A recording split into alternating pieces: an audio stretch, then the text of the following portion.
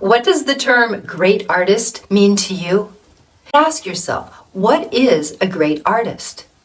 And can you name an artist who you think is great? My name is Krista Cloutier, and I worked with all kinds of artists at all different stages of their career. And yes, I worked with some really great artists, important names in art history, blue chip artists in the marketplace. These artists taught me a lot about what separates the good from the great, and I'm going to share 3 of their most essential secrets with you today. Because it's not out of reach to become a great artist. It's all about making the decision to be great and then taking the steps to get there. So, the first secret of great artists is confidence. Now, this is where a lot of artists throw up their hands and say, oh no, not confidence. I can't possibly be a great artist because I wasn't born with confidence. And let me assure you that no great artist was born with confidence. They had to work for it. And so do you. It's a practice. Confidence is something that you develop. And it's also a series of choices that you make about how you handle the challenges in your career and in your life. I'm going to tell you the story of a great artist who had a lot of confidence. His name was Luis Jimenez. He was born in 1940 in southern Texas to a poor immigrant Mexican family. You wouldn't think that Luis Jimenez would grow up to be a great artist, but he did. In fact, he was even nominated for a MacArthur Genius Award before his death. But let me tell you about his beginnings, because I think you'll find them really interesting. The story goes that Luis was making art in the 60s and 70s and trying to get it out there, as you do, trying to get a start as a young man. And no one would really give him a break because he didn't look like the other artists on the market, and his work certainly didn't look like other artists' work. He showed his work to a big gallery, and the gallerist saw something there, something different. She wanted to offer him a chance, so she told him that he could have a show in her gallery. Now, she had a gallery space that had one main gallery, and she would be showing a famous artist there. And then she had a little tiny room in the back, a smaller gallery, and she told Luis that he could put some of his sculptures there. Luis told her no. Luis told her he wanted the whole gallery. He wanted the main gallery. He was ready for a one-man show. And she looked at this kid who was a brown artist, who was doing work like no one else was doing, who had actually lost an eye in a BB gun accident. And she was like, kid, no one knows who you are. That's not going to happen. Now, at the end of next month, you are going to deliver your work and you will have a show in the small gallery.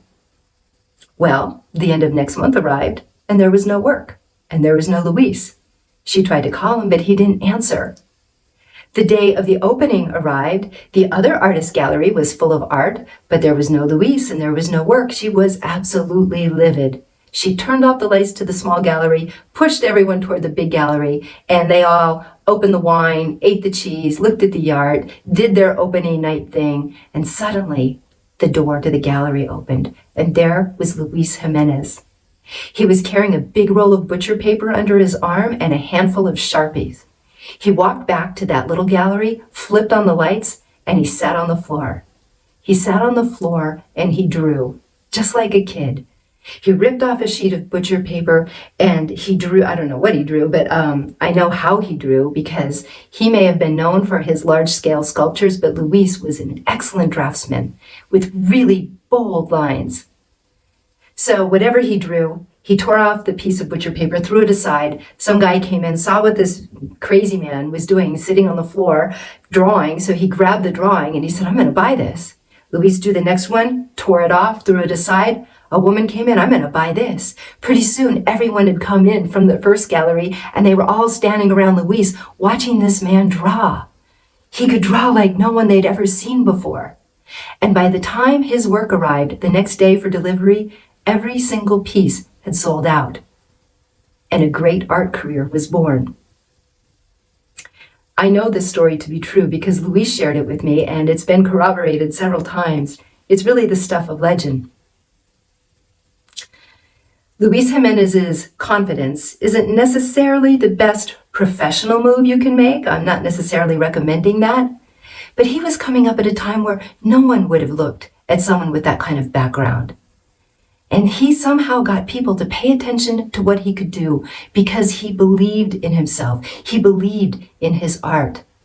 He didn't wait for someone else to give him confidence. He had spent years developing his practice since a young boy, working in his father's neon sign shop, where he learned his craft about how to work with the different tools, how to work with colors, how to work with airbrushing.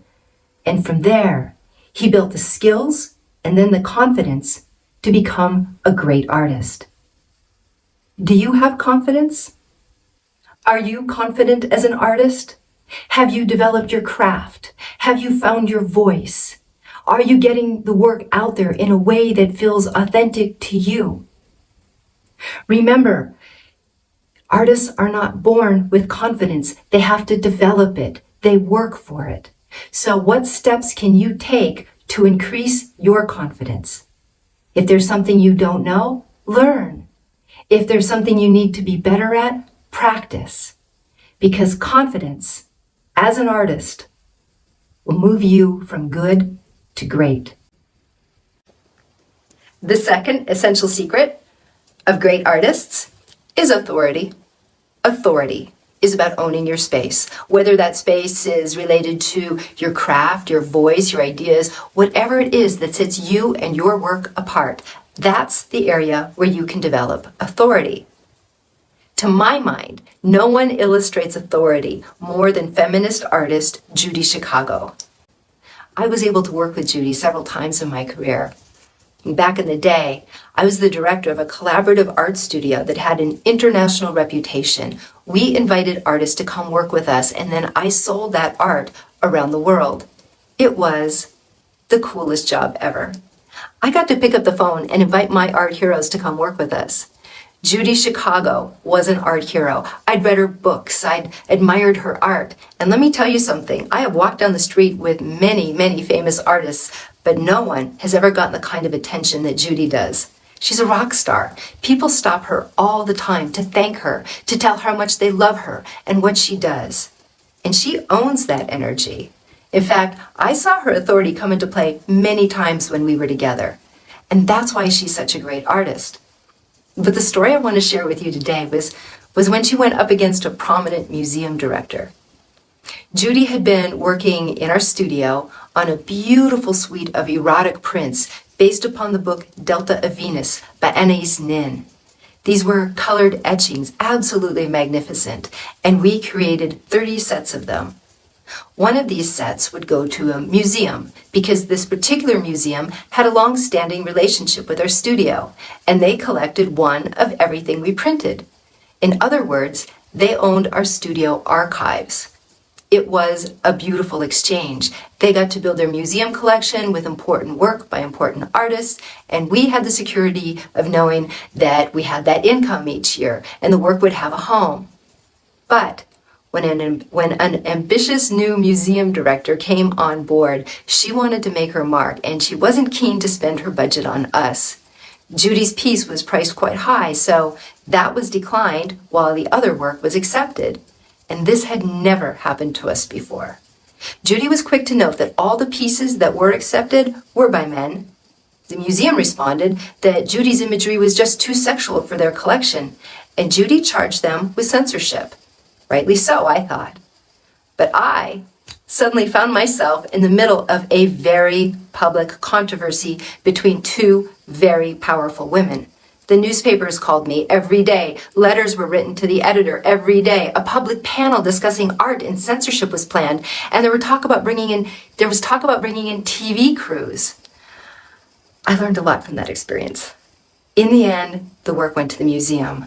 Yeah, they hid it away for a few years, but the last time I was at that museum, I saw it proudly displayed, and I was so proud. Bravo, Judy.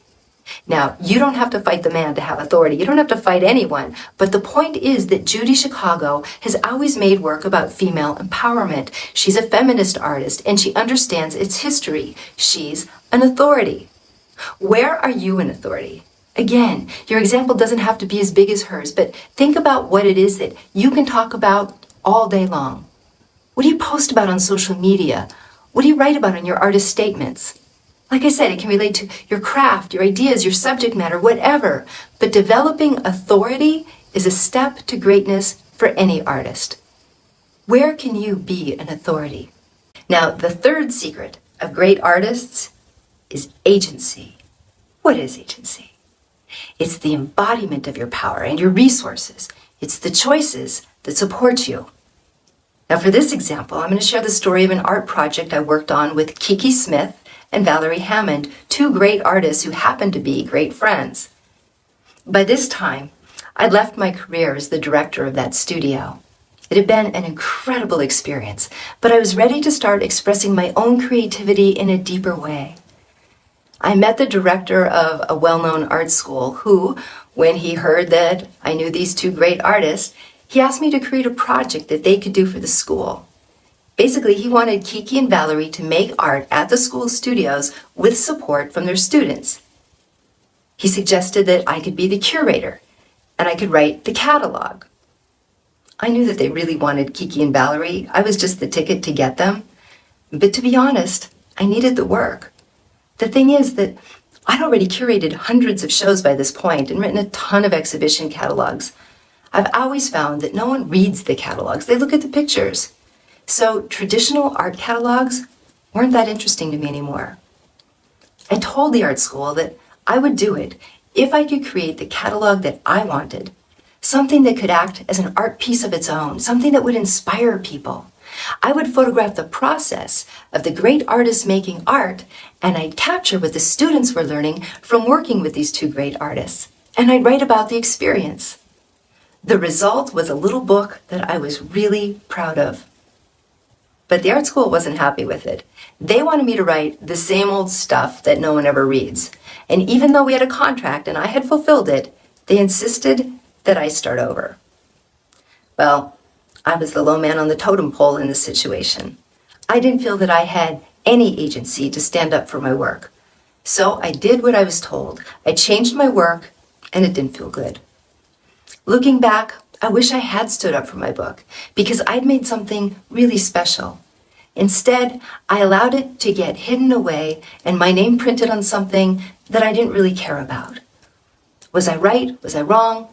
I can't say, but I can tell you that this won't happen to me again because I've grown as an artist and today I have agency. I'm able to make choices that support me, not because someone gave me permission to do so, but because I gave myself that permission. Give yourself permission to have agency too. You have to support your work first, or no one else will.